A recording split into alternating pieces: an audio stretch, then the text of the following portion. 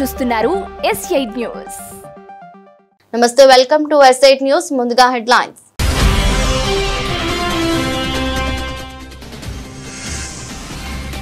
అమెరికన్లను వణికించే photo ఇది. Modi, Putin, జిన్పింగ్ల ఫోటోపై America commentator వ్యాఖ్య.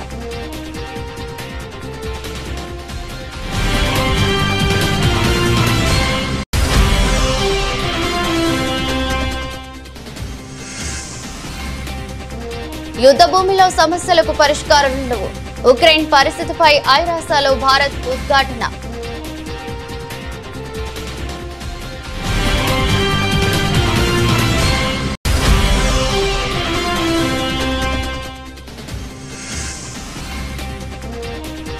శతాబ్ది ఉత్సవాలకు ఆర్ఎస్ఎస్ సన్నాహాలు. జోధ్పూర్లో కీలక సమావేశం.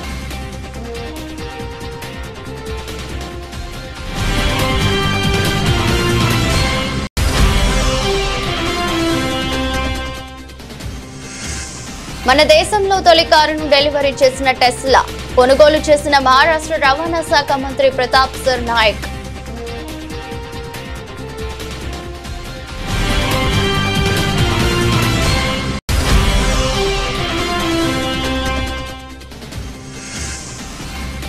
ఖైరతాబాద్ మహాగణపతిని దర్శించుకున్న సీఎం రేవంత్ రెడ్డి. బొజ్జ గణపయ్యకు ప్రత్యేక పూజలు జరిపిన ముఖ్యమంత్రి.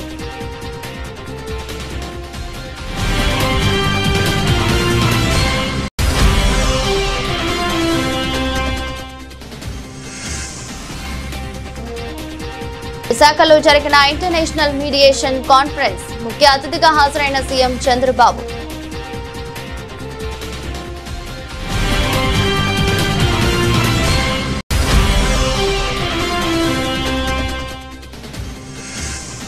లండన్ వేదికగా రేవంత్ రెడ్డి సర్కార్పై విరుచుకుపడ్డ హరీష్ రావు. మేడిగడ్డ 3 పిల్లర్లకే కాంగ్రెస్ రాద్ధాంతం చేస్తుందని విమర్శ.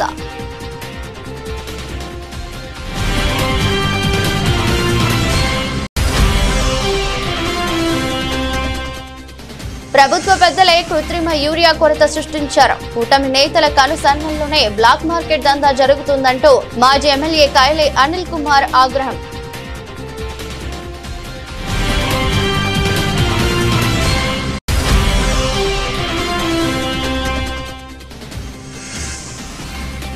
కొత్త షెడ్యూల్ చిరు మన శంకర వరప్రసాద్ గారి నుంచి అప్డేట్.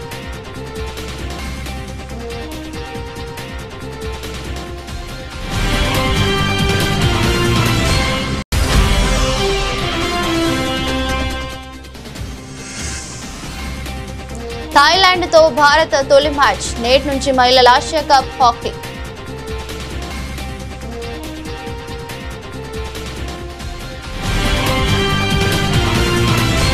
చైనాలో ఇటీవల జరిగిన షాంఘై కోఆపరేషన్ సదస్సుకు సంబంధించి ఓ ఫోటో ప్రస్తుతం ప్రపంచ వ్యాప్తంగా చర్చనీయాంశంగా మారింది. ఈ ఫోటో ప్రతి అమెరికన్ వెన్నులో వణుకు పుట్టించేలా ఉందని అమెరికా రాజకీయ విశ్లేషకుడు వాన్ జోన్స్ పేర్కొన్నారు. ప్రపంచంపై ఆసియా ఆధిపత్యం చెలాయించుతున్నదని చెప్పేందుకు ఇది సంకేతంలా కనిపిస్తుందన్నారు. షాంఘై సదస్సులో భారత ప్రధాని నరేంద్ర మోదీ, రష్యా అధ్యక్షుడు Vladimir Putin, China president Jinping నవ్వుతూ మాట్లాడుకోవడం మీడియా కెమెరాలు బంధించాయి. ఈ ముగ్గురు నేతలు నవ్వుతూ చేతులు చేయి వేసుకుని మాట్లాడుకోవడం అమెరికన్లను వణికించేలా ఉందని వాన్ జోన్స్ వ్యాఖ్యానించారు. అమెరికా అధ్యక్షుడు ట్రంప్, సుంకాల బాధిత దేశాధినేతలు ఒకే వేదికపై నవ్వులు పంచుకుని పరస్పరం శుభాకాంక్షలు తెలియజేసుకుంటున్న ఫోటోలు పశ్చిమ మీడియా దృష్టిని ఆకర్షించాయి. దీనిపై వాన్ జోన్స్ CNN వార్తా సంస్థతో మాట్లాడుతూ ఈ రోజును చారిత్రాత్మకంగా అతిపెద్ద మలుపుగా గుర్తుంచుకుంటాం. ఎందుకంటే అమెరికా, సుంకాల బాధిత దేశాల్లో 3 కీలక దేశాల అధినేతలు నవ్వుతూ మాట్లాడుకోవడం వారి మధ్య మైత్రి బలపడుతోందనేందుకు సంకేతం. ఇది అమెరికా మంచిది కాదు. ఈ సమావేశం నూతన ప్రపంచ వ్యవస్థకు సంకేతం. ఒకప్పుడు ఇలా అమెరికా, చైనా, రష్యా మాత్రమే ఉండేవి. ఇప్పుడు మనం అందులో లేము. అందరూ మనకు వ్యతిరేకంగా ఉన్నారని ఆయన అన్నారు. రష్యా, ఉక్రెయిన్ దేశాల మధ్య సుదీర్ఘకాలంగా యుద్ధం జరుగుతోంది. ఈ యుద్ధంలో 2 వైపులా ఎంతో మంది సైనికులు ప్రాణాలు కోల్పోయారు. సామాన్య పౌరులు కూడా అసువులు బాసారు. ఈ యుద్ధానికి ముగింపు పలికేందుకే ప్రపంచంలోనే చాలా దేశాలు తమ వంతు ప్రయత్నాలు చేస్తున్నాయి. ఈ క్రమంలో ఉక్రెయిన్ లో శాంతిని నెలకొల్పే ఏ చర్యకైనా తమ మద్దతు ఉంటుందని ఐక్యరాజ్య సమితిలో భారత శాశ్వత ప్రతినిధి పర్వతనని హరీష్ చెప్పారు. ఉక్రెయిన్ పరిస్థితిపై భారత్ ఆందోళన చెందుతుందని హరీష్ తెలిపారు. యుద్ధం కారణంగా అమాయకుల ప్రాణాలు కోల్పోవటం సరికాదన్నారు. యుద్ధ భూమిలో సమస్యలకు పరిష్కారాలు లభించవని ఆయన ఉద్ఘాటించారు. సంఘర్షణను ఆపేందుకు జరిగే అన్ని ప్రయత్నాలకు భారత్ పూర్తిగా మద్దతునిస్తుందని పేర్కొన్నారు. దౌత్యపరమైన మార్గాల్లోనే యుద్ధం ముగుస్తుందని తాము భావిస్తున్నామని చెప్పారు. ఇటీవల ఆ దిశగా సాగుతున్న ప్రయత్నాలను స్వాగతిస్తున్నట్లు పేర్కొన్నారు. Mr. President, India continues to remain concerned over the situation in Ukraine. We maintain that the loss of innocent lives is unacceptable and no solution can be found on the battlefield. India has consistently advocated that the path of dialogue and diplomacy is the only way forward to end the ongoing conflict in Ukraine, no matter how insurmountable such a course may appear. The wholehearted participation and commitment of all stakeholders are critical for lasting peace. Mr. President, India welcomes recent positive developments in this direction. We endorse the summit meeting in Alaska between US President Donald Trump and Russian President Vladimir Putin. We appreciate the progress made at the Alaska summit. We also note the subsequent diplomatic efforts by the US President in engaging with Ukrainian President and European leaders in Washington, D.C. Prime Minister Narendra Modi remains in touch with President Putin, President Zelensky, and European leadership on the evolving situation. We believe all these diplomatic efforts hold the promise of bringing to an end the ongoing conflict in Ukraine and opening up prospects for a lasting peace. Mr. President, we continue to note with regret the collateral consequences of the conflict, including prices of fuel, affecting the world at large, and particularly the countries of the global south, which have been left to fend for themselves. From our perspective, it is critical that their voices are heard and their legitimate concerns duly addressed. India's approach to the Ukraine conflict continues to be people-centric, providing humanitarian assistance to Ukraine and economic support to our friends and partners in the global south, including some of our neighbors who are facing economic distress. To conclude, Mr. President, an early end to the conflict in Ukraine is in the interest of everyone. As Prime Minister Narendra Modi has said on several occasions, this is not an era of war. India stands ready to support diplomatic efforts for an early end to the conflict. I thank you, Mr. President. Rashtriya స్వయం సేవక సంఘ్ తన శతాబ్ది ఉత్సవాలు నిర్వహణకు సన్నాహాలు ముమ్మరం చేసింది. ఇందులో భాగంగా రాజస్థాన్లోని జోధ్పూర్ లాల్ సాగర్ వేదికగా అఖిల భారత సమన్వయ సమావేశాన్ని ఏర్పాటు చేస్తుంది. సెప్టెంబర్ 5 నుంచి 7 వరకు 3 రోజుల పాటు జరిగే ఈ సమావేశంలో సంఘ్ భవిష్యత్ కార్యాచరణ, ముఖ్యంగా గిరిజన ప్రాంతాల్లో సామాజిక ఆర్థిక పరిస్థితులపై ప్రధానంగా చర్చించనున్నారు. ఈ వివరాలను ఆర్ఎస్ఎస్ అఖిల భారత ప్రచార ప్రముఖ్ సునీల్ అంబేద్కర్ మీడియాకు వెల్లడించారు. సర్ సంఘ చాలక మోహన్ భాగవత్, సర్ కార్యవాహ దత్తాత్రేయ హోసభలే మార్గదర్శకత్వంలో ఈ సమావేశం జరగనుంది. సంఘ ప్రేరేపిత 32 సంస్థలకు చెందిన సుమారు 320 మంది ప్రతినిధులు, మహిళా విభాగాల సమన్వయకర్తలు ఇందులో పాల్గొంటారని ఆయన తెలిపారు.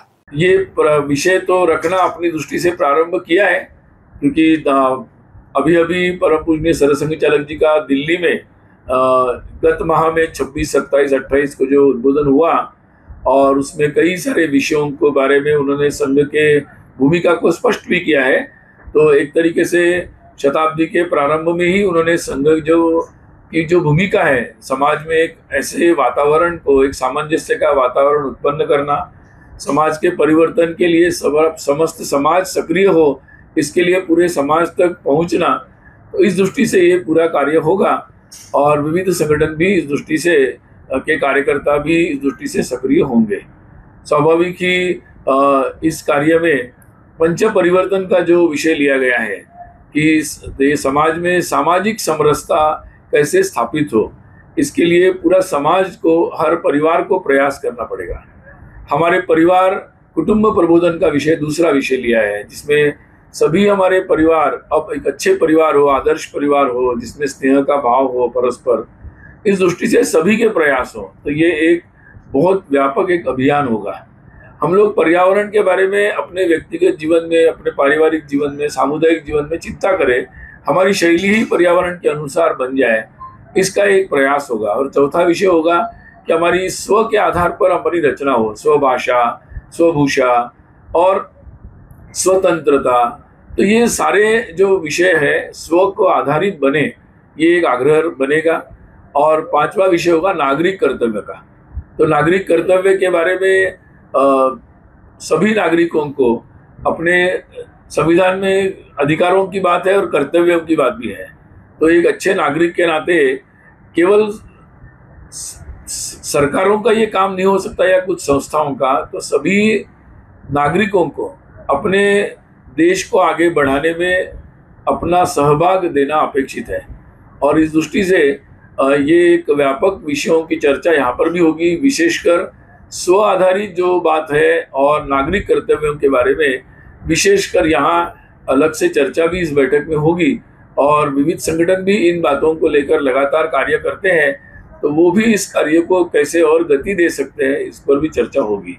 ప్రపంచ ప్రఖ్యాతి పొందిన టెస్లా కంపెనీ ఇటీవల భారత్లోకి ఎంట్రీ ఇచ్చిన విషయం తెలిసిందే. ముంబైలో తొలి షోరూం తెరిచిన టెస్లా మొదటి కారును డెలివరీ చేసింది. దేశంలోనే మొట్టమొదటి టెస్లా కారును మహారాష్ట్ర రవాణా శాఖ మంత్రి ప్రతాప్ సర్నాయక్ కొనుగోలు చేశారు. ముంబైలోని టెస్లా ఎక్స్పీరియన్స్ సెంటర్లో ఆయన తెలుపు రంగు టెస్లా మోడల్ వై కారు తాళాలను అందుకున్నారు. ఈ సందర్భంగా మంత్రి ప్రతాప్ మాట్లాడుతూ దేశంలో మొదటి టెస్లా కారును అందుకోవడం సంతోషంగా ఉందన్నారు. విద్యుత్ వాహనాల వల్ల పట్ల ప్రజలు అవగాహన కల్పించేందుకే ఉద్దేశంతోనే తానే కారును కొనుగోలు చేసినట్లు వెల్లడించారు. కాగా షాంఘైలోనే తమ ప్లాంటులో తయారైన కార్లను టెస్లా దిగుమతి చేసుకుని భారతదేశంలో विक्रयिస్తుంది. अपने आप को खुशनसीब समझता हूँ कि भारत में पहली जो टेस्ला कार है, जो वाई मॉडल है, वो मैं आज ने खरीद ली है। और मैं इस लायक समझता हूँ कि राज्य का परिवहन मंत्री होने के नाते ये पहला जो मैंने कोशिश की थी वो गाड़ी लेने की, वो कोशिश सक्सेस हो गई है। महाराष्ट्र शासन हमेशा पर्यावरण पूरक गाड़ियाँ जो है वो रास्ते पे लेके आने की कोशिश करते हैं। शायद मैं मेरे माध्यम से लोगों को ये जन जागृति करना चाहता हूँ कि पर्यावरण पूरक गाड़ियाँ ही आप ज़्यादा से ज़्यादा इसके बाद में लेने की कोशिश करें। और खासकर राज्य शासन प्रयत्नशील है कि आगे के 10 साल में ज़्यादा से ज़्यादा इलेक्ट्रिक व्हीकल ये रास्ते पे उतरे। हमारे ट्रांसपोर्ट डिपार्टमेंट के माध्यम से जितनी भी सहूलियत इन सब कंपनियों को जो इलेक्ट्रिक व्हीकल बनाती है उनको देने की हमने कोशिश की है। और खासकर जो हमारे गाड़ियों के ओनर है उनके लिए भी हमने बहुत सारी सुविधा दी है, ताकि अटल सेतु समृद्धि जैसे टोल नाके पे भी हमने टोल फ्री गाड़ियाँ इनको अलाउड कर दिया है। तो ज़्यादा से ज़्यादा पर्यावरण पूरक गाड़ियाँ ये रास्ते पे उतरे, ये हमारी कोशिश है। ये जो पहली गाड़ी मैंने खरीद ली है, मैंने मेरे पोते के लिए खरीदे ताकि इसमें भी जन जागृति हो। हम लोग गाड़ियाँ ले सकते, जो पेरेंट्स गाड़ियाँ ले सकते हो, अगर बच्चों को स्कूल में ही छोड़ने के लिए ये गाड़ियाँ लेके जाए तो पर्यावरण पूरक गाड़ियाँ रास्ते पे आनी चाहिए। इसके लिए जन जागृति हो, बच्चों में उसकी चर्चा हो और लोग ज़्यादा से ज़्यादा ये इलेक्ट्रिक व्हीकल खरीदें। ఖైరతాబాద్ మహాగణపతి రేపు గంగమ్మ ఒడికి చేరనున్నాడు. ఈ నేపథ్యంలో తెలంగాణ ముఖ్యమంత్రి రేవంత్ రెడ్డి శుక్రవారం ఖైరతాబాద్ వినాయకుడిని దర్శించుకున్నారు. బొజ్జ గణపయ్యకు ప్రత్యేక పూజలు చేశారు. ఈ సందర్భంగా ముఖ్యమంత్రి రేవంత్ రెడ్డి మాట్లాడుతూ ఖైరతాబాద్ గణేష్ ఉత్సవ్ కమిటీ 71 ఏళ్ల క్రితం ఒకే ఒక్క అడుగుతో వినాయకుడి విగ్రహాన్ని ప్రతిష్ఠించింది. ఆనాడు ప్రారంభమైన గణేష్ ఉత్సవాలు ఈనాటికి 71 సంవత్సరాలు పూర్తి చేసుకున్నాయి. గణేష్ ఉత్సవాలంటే ఖైరతాబాద్ గణేష్ ఉత్సవాలని దేశ ప్రజలు చర్చించుకుంటున్నారు. ఎన్ని కష్టాలు వచ్చినా నష్టాలు వచ్చినా అన్నిటిని భరించుకుంటూ ఎంతో ప్రతిష్టాత్మకంగా ఈ ఉత్సవాలను నిర్వహించినందుకు ఉత్సవ కమిటీలోని ప్రతి ఒక్కరిని మనస్ఫూర్తిగా అభినందిస్తూ దేశంలో ఎక్కడా లేని విధంగా గణేష్ మండపాలకు ఉచిత విద్యుత్ ఇస్తున్నాం. ఎలాంటి అవాంఛనీయ సంఘటనలు జరగకుండా ఉత్సవాలను నిర్వహించుకున్నాం. మా గణపతి నిమజ్జనానికి ప్రభుత్వం తరపున అన్ని ఏర్పాట్లు పూర్తి చేశాం. మత సామరస్యానికి హైదరాబాద్ నగరం గొప్ప ఉదాహరణ.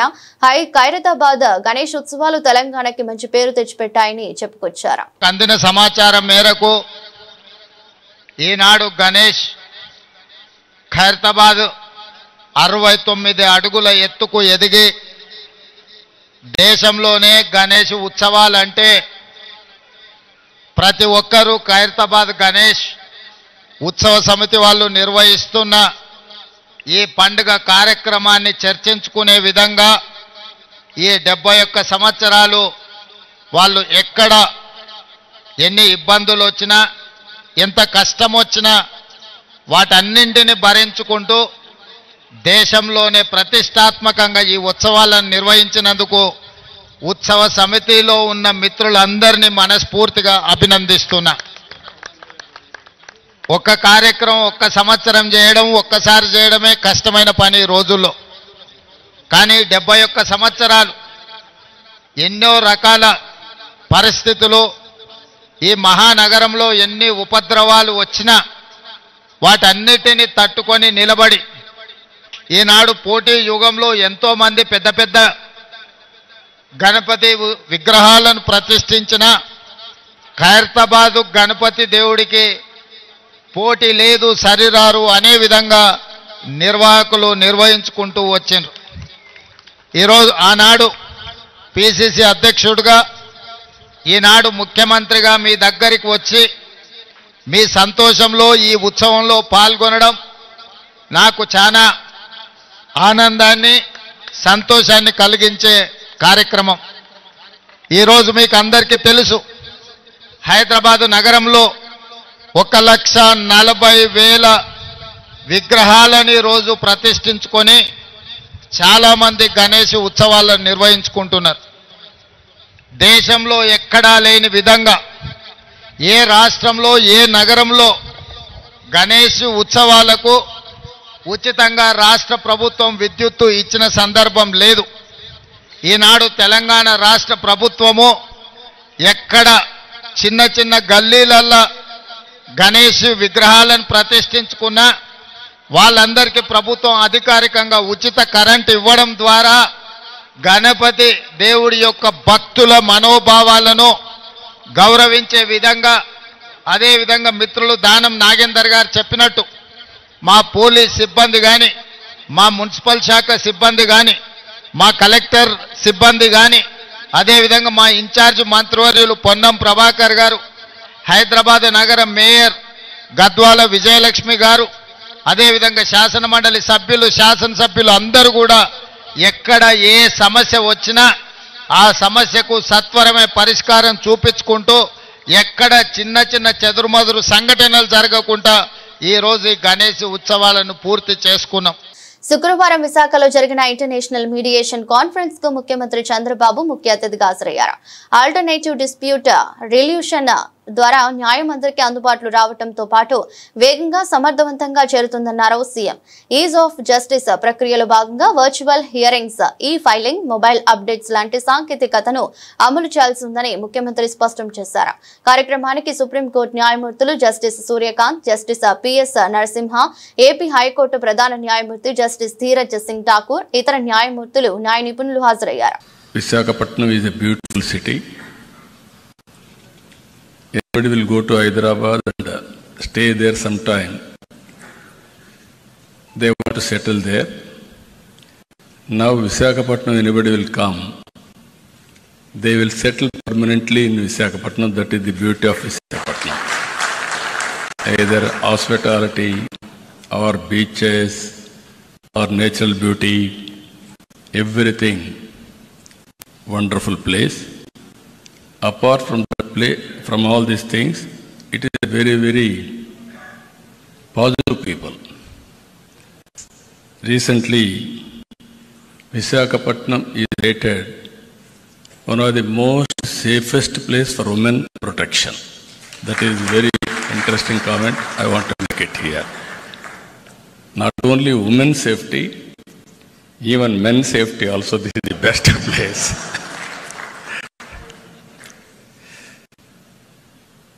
I am very happy to be here because the judiciary is a key pillar of our constitution, protecting democracy and the rule of law. India's judicial system is known for its credibility, transparency, and strong commitment to justice. While there may be some delays at times, justice always delivered. Every common man is having hope. Ultimately, I will get justice. That is the beauty of our justice. I am proud of it. Telangana మాజీ మంత్రి Siddipet MLA Harish Rao రాష్ట్రంలోని కాంగ్రెస్ ప్రభుత్వంపై London వేదికగా తీవ్ర స్థాయిలో విమర్శలు గుప్పించారు. మేడిగడ్డ బ్యారేజీలోనే కేవలం 3 పిల్లర్లు కుంగిపోతే దానిని పట్టుకుని రేవంత్ రెడ్డి సర్కార్ అనవసర రాద్ధాంతం చేస్తుందని ఆయన ఆరోపించారు. ఈ రోజు లండన్ లో జరిగిన బీఆర్ఎస్ కార్యకర్తల సమావేశంలో హరీష్ రావు పాల్గొని ప్రసంగించారు.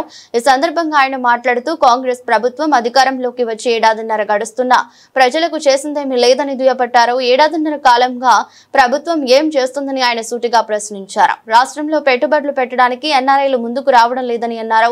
ఈ సందర్భంగా పార్టీ గురించి మాట్లాడుతూ బీఆర్ఎస్ కు అధినేత కేసీఆర్ సర్వస్వమని హరీష్ స్పష్టం చేశారు.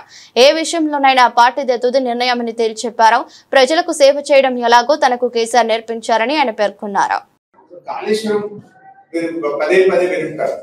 కాళేశ్వరం అంటే 1,00,000 కోట్ల రూపాయలు పోయినాయని, లేదా కాళేశ్వరం పూలేశ్వరం అయిందని ఇలాంటి గ్లోబల్ విస్పర్ క్యాంపెయిన్ ఒకటి చేస్తాం.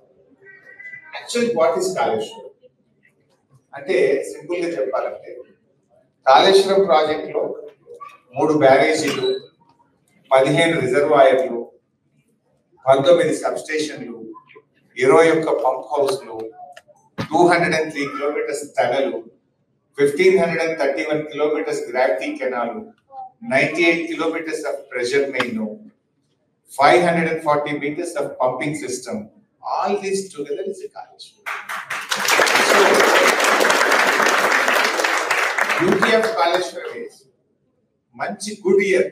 This year is last year and this year is a very good rainfall. Mana state lo manchi varshpatam. When you have a good rainfall, మనకు ఎస్ఆర్ఎస్పి నుంచి మిడ్ బానేరు, ఎక్కడైతే సిరిసిల్ల దగ్గర మిడ్ బానేరు ఉంటుందో ఎస్ఆర్ఎస్పి నుంచి mid బానేరు నీళ్ళు వస్తాయి బై గ్రావిటీ.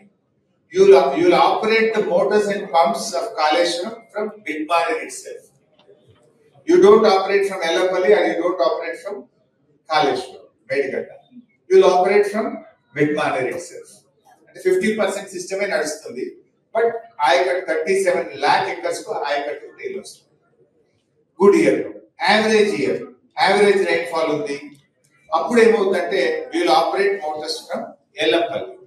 మన Kadem reservoir, Adilabad లోని కడెం నుంచి మంచి వరద ఎల్లంపల్లికి వస్తే ఎల్లంపల్లి నుంచి మోటార్ లాంచ్ చేసుకుంటే మనము కాళేశ్వరం సిస్టమ్ పనిచేస్తుంది.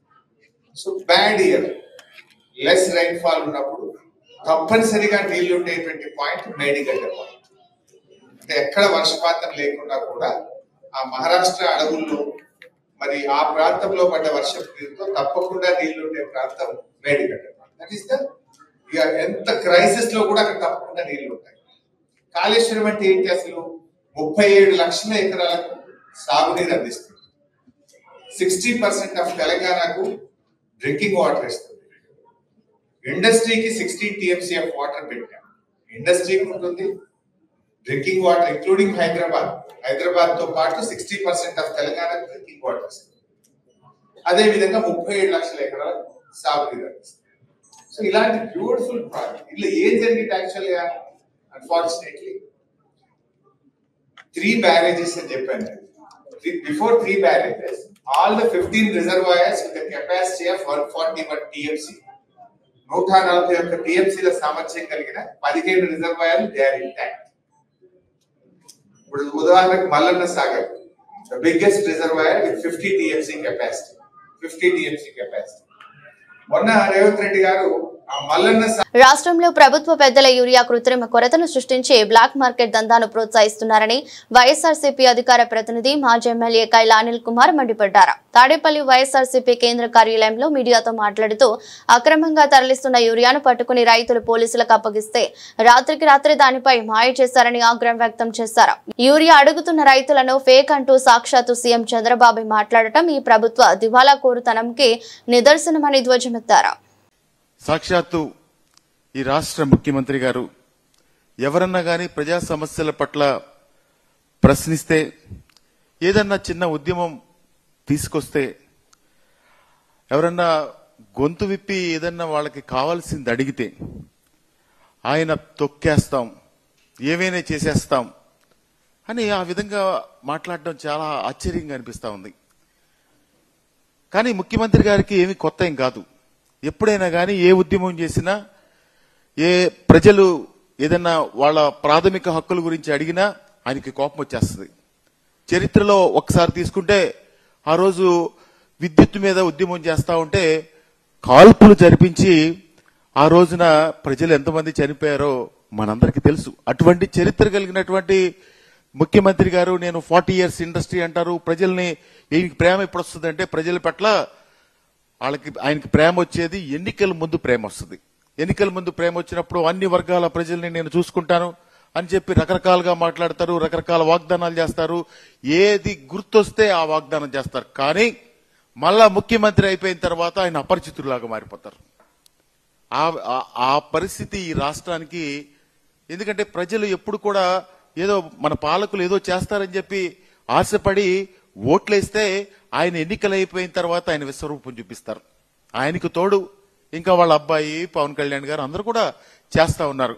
ఇదంతా కూడా ఈ రాష్ట్రానికి దురదృష్టకరం అని చెప్పి కూడా ఈ సందర్భంగా తెలియజేస్తా ఉన్నారు. నిన్న రాష్ట్ర ప్రజలందరూ కూడా భయపడిపోయారు. ఈ యూరియా మొత్తం కూడా తీసుకొచ్చాం, స్టాక్ పెట్టామంటున్నారు. నేను అడుగుతా ఉన్నా, జగన్మోహన్ రెడ్డి గారు ఈ రాష్ట్రానికి ముఖ్యమంత్రిగా ఉండగా 5 సంవత్సరాలు ఎవ్వరు కూడా యూరియా లేదని చెప్పి రోడ్డు ఎక్కిన రైతు లేడని చెప్పి ఈ సందర్భంగా మనం చేస్తా ఉన్నాం. అదేవిధంగా ఇప్పుడు ఎందుకు వచ్చింది యూరియా సమస్య? నిజంగా కూడా మీకు ఏదైనా సప్లై లేకపోతే, ఏదైనా సప్లై చేయకపోతే యూరియా లేదని చెప్పి ఒప్పుకుని ప్రయత్నం చేసి మీకు కూడా స్నేహంగా ఉన్నటువంటి కేంద్ర ప్రభుత్వంతో మాట్లాడి, మీరు హాట్ లైన్ లో మాట్లాడతారు కదా, ఆ హాట్ లైన్ లో మాట్లాడి యూరియా తెప్పించడం. కానీ ఎవరైనా యూరియా లేదని చెప్పి అడిగితే వాళ్ళని తొక్కేస్తాం, నరికేస్తాం, పొడిచేస్తాం అంటే రైతుల్ని పొడిచేస్తారా మీరు? మిమ్మల్ని ఎన్నుకున్న రైతుల్ని, మిమ్మల్ని ఎన్నుకున్న వికలాంగుల్ని ఎలా పెన్షన్లు తీసేస్తా ఉన్నారు. ఈ రాష్ట్రంలో మీరు అన్ని వర్గాల ప్రజల్ని మేము ఉద్ధరిస్తామని చెప్పి వచ్చి ఈ రోజు చంపేస్తాం, పొడిచేస్తాం అంటే అది ఎంతవరకు పద్ధతి? ప్రజలందరూ కూడా చూస్తా ఉన్నారని చెప్పి కూడా మనం చేస్తా ఉన్నాం. సంక్రాంతికి వస్తున్నాం లాంటి సూపర్ హిట్ తర్వాత అనిల్ రావిపూడి దర్శకత్వంలో అగ్ర కథానాయకుడు చిరంజీవి హీరోగా రాబోతున్న చిత్రం మనశంకర వరప్రసాద్. నయనతార హీరోయిన్ గా నటిస్తుండగా వెంకటేష్ కీలక పాత్రలు కనిపించబోతున్నారు. ఈ సినిమా షూటింగ్ సంబంధించి కీలక అప్డేట్ ను షేర్ చేసింది చిత్ర యూనిట్. ఇటీవలే కేరళ షెడ్యూల్ పూర్తి చేసుకున్న చిత్ర యూనిట్ తాజాగా మరో షెడ్యూల్ ను ప్రారంభించినట్లు తెలిపింది. ఈ షెడ్యూల్ సెప్టెంబర్ 5 నుండి సెప్టెంబర్ 19 వరకు శరవేగంగా జరగబోతున్నట్లు, ఇందులో 2 పాటలతో పాటు కీలక సన్నివేశాలను చిత్రీకరించబోతున్నట్లు చిత్ర బృందం చెప్పుకొచ్చింది. అలాగే అక్టోబర్ లో జరిగే షెడ్యూల్లో ఈ సినిమా షూటింగ్ లో వెంకటేష్ గారు జాయిన్ కాబోతున్నట్లు ప్రకటించింది.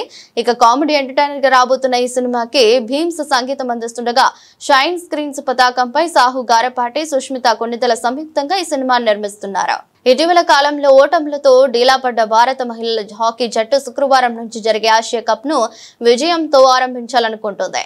పూల్ బిల్ థాయిలాండ్ తో జరిగే తమ తొలి మ్యాచ్ లో వరల్డ్ నెంబర్ 9 భారత ఫేవరెట్ గా బరిలోకి దిగుతోంది. జపాన్, సింగపూర్ కూడా ఇదే గ్రూప్ లో ఉన్నాయి.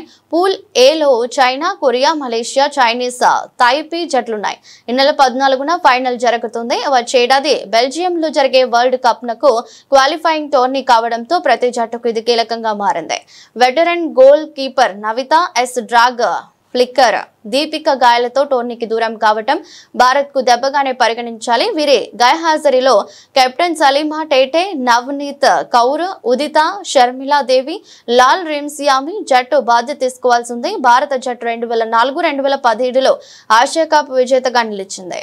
వార్తలు ముగించే ముందు మరోసారి హెడ్లైన్స్.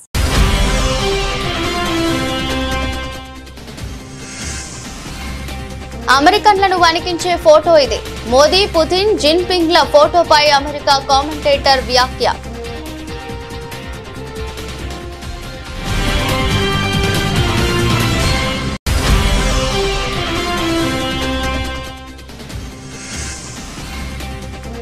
యుద్ధ భూమిలో సమస్యలకు పరిష్కారం ఉండవు. ఉక్రెయిన్ పరిస్థితిపై ఐరాసాలో భారత్ ఉద్ఘాటన.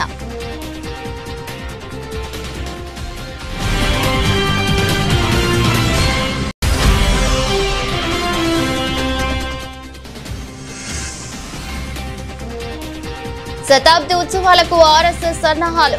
జోధ్పూర్ లో కీలక సమావేశం.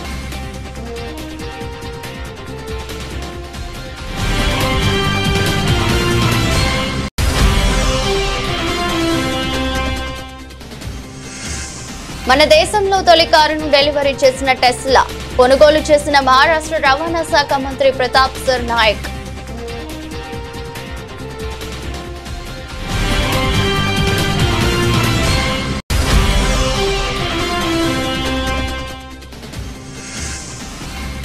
ఖైరతాబాద్ మహాగణపతిని దర్శించుకున్న సీఎం రేవంత్ రెడ్డి. బొజ్జ గణపయ్యకు ప్రత్యేక పూజలు జరిపిన ముఖ్యమంత్రి.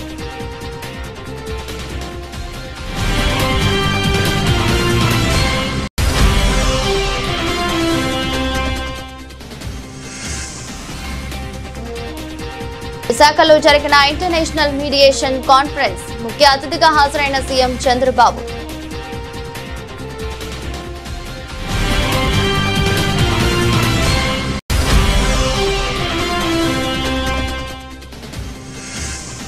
లండన్ వేదికగా రేవంత్ రెడ్డి సర్కార్ పై విరుచుకుపడ్డ హరీష్ రావు. మేడిగడ్డ 3 పిల్లర్లకే కాంగ్రెస్ రాద్ధాంతం చేస్తుందని విమర్శ.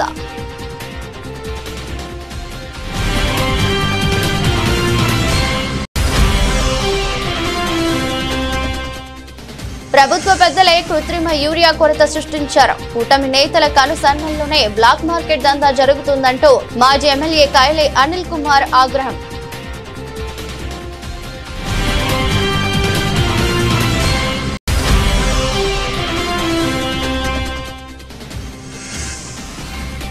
కొత్త షెడ్యూల్ చిరు మన శంకర వరప్రసాద్ గారి నుంచి అప్డేట్.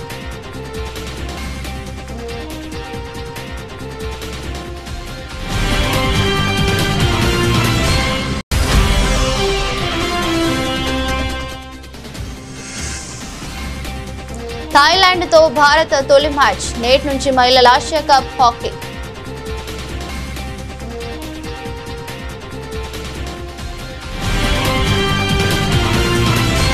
ఇదరస్ట్ బులెటిన్. మరో బులెటిన్ లో మళ్ళీ కలుద్దాం. అంతవరకు సెలవు. నమస్కారం.